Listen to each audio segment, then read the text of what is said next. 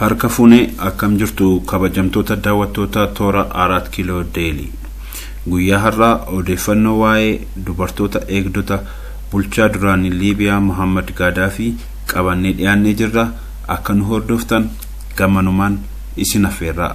Kun 4 kiiloo deeliidha. Odeeffannoo wayitaawaa fi yeroo isaa eeggate akka isin qaqqabuuf toora YouTube keenya subscribe gochuu hin dagatinaa. Waa'ee dubartoota eegdota bulchaa Liibiyaa duraanii Muhammad Gaddafi turanii kana beektuu laata?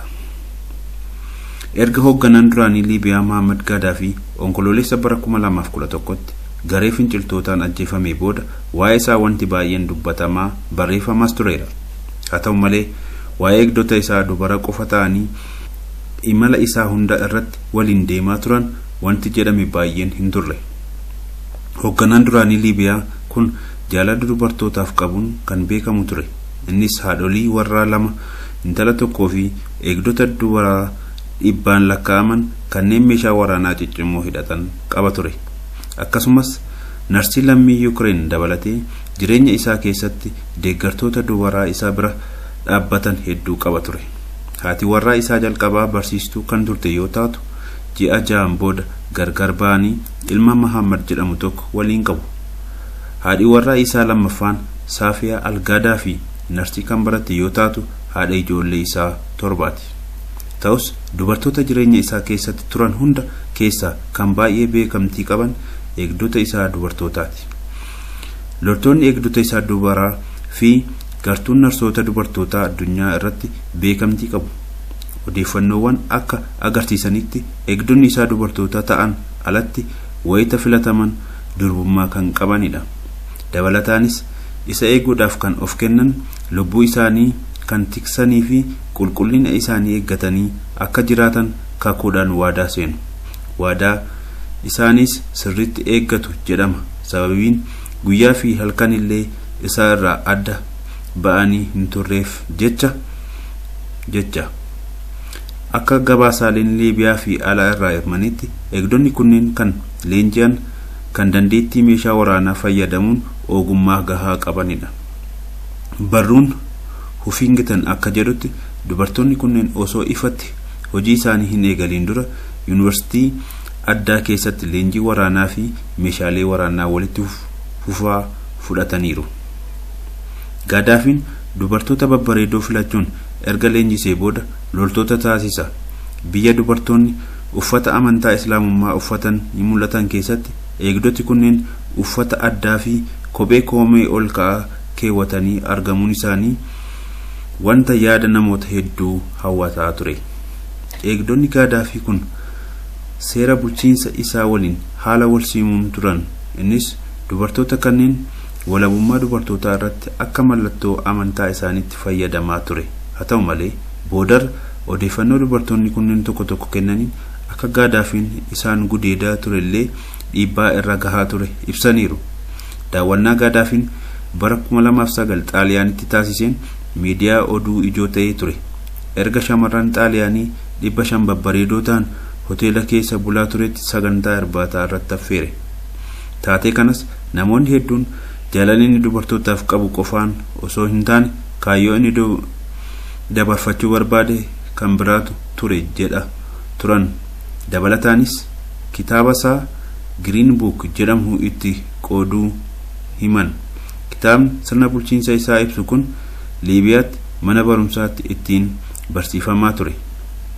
Gabaasaaleen booda keessa ba'an akka mul'isanitti eegdonni duraanii Gaddafi isaa fi ijoollee isaa dhiiraa isaan gudeeduu fi rakkisaa akka turan himan.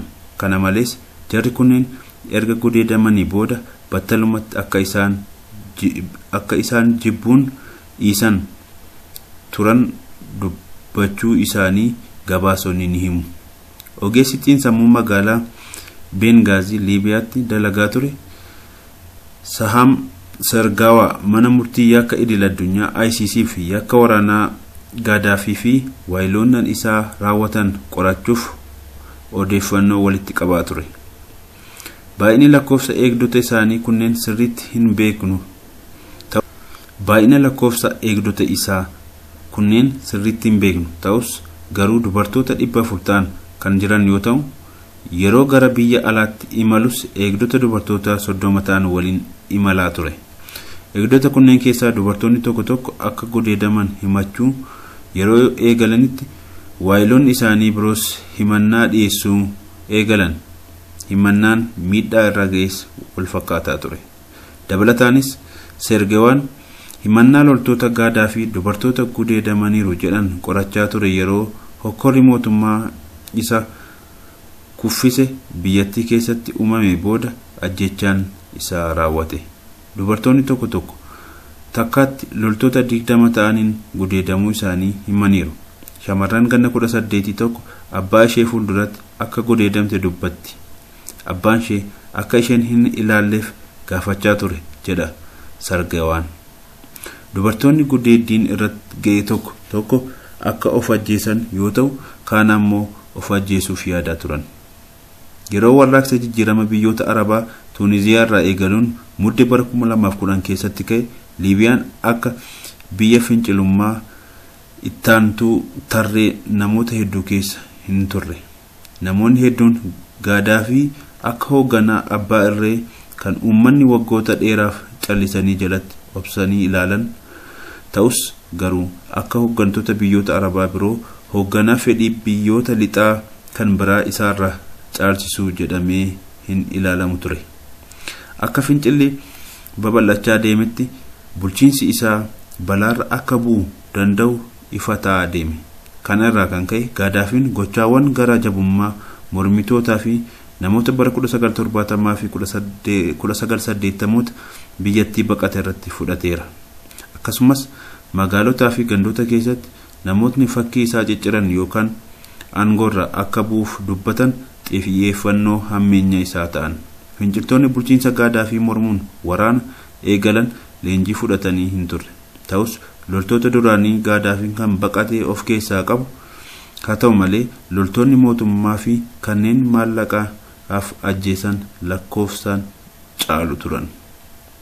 Bitootessa keessa naatoon namoota nagaaf eegumsa gochuudhaaf mootummaa gamtooman biratti fudhatama argachuudhaafis yeroo gidduu galtetti badiisaa isaan oolchuuf finciltoonni humna argatanii ji'oota muraasa booda haalli garagalee finciltoonni milkii guddaa argatan. Magaalaa guddittii Tiroopoolii yeroo finciltoonni to'atan Gaadaafiin baqatee dhokachuun geeddarsa uummataa akka qabuu fi weerartoota waayiloota isaanii irratti injifannoo akka argamu waadaa seenaa ture. Bulchiinsa abbaa irrummaa inni dhaabbatee ture diigamee namoonni baay'een garuu Gaadaafiin bilisa ta'ee gara fuulduraatti fincila kaasuusaa sodaatan. Haleellaa xiyyaara naatoo konkolaataa isaa irratti raawwatee hordofee Gaadaafiin haala hamaa fi salphaa ta'een magaalaa dhaloota isaa Sirteetti ajjeefame. Kun yeroo humnoonni NTC utuu itti magaalaa keessatti lafa jalatti dhokachaa ture qabamedha. Akka inni itti ajjeefame sirriitti ifa miti. Dhukaasa baname keessaa du'e yookaan rasaasaan rukutame yookaan finciltoota dandeettii isaa gototanii injifannoo isaanii kabajaa turan ajjeefame yoo ta'e hin beekamu. Bulchiinsi isaa kan waggaa 42 haala hin eegamneen xumurame. Sababiin Gaadaafiin warraaqsa waan tureef fi abbaa irrummaa biyyattii bulchaa turuusaaf, dabalataanis haala salphaatti akkasii keessatti du'uusaaf namoonni isaa qabee dhiifama kadhachuusaa hin eegamne. Gaadaafiin waggoota hedduuf Liibiyaa hoogganee namoonni isaa qabe hedduun isaanii gaafa inni mootummaa duraanii fonqolchee aangoo qabate hin dhalanne ture jedhama. Kun 4 kiiloo deeliidha. Waan nu hordoftaniif guddaa galatooma.